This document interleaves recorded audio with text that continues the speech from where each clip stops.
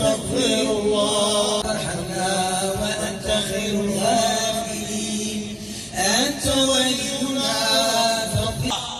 عباد الله، ما نزل بلاء إلا بذنب، وما رفع إلا بتوبة، وإن تأخر المطر عن بلادنا من أسبابه الذنوب والمعاصي وعدم التوبة النصوح والتمادي في الغي والآثام.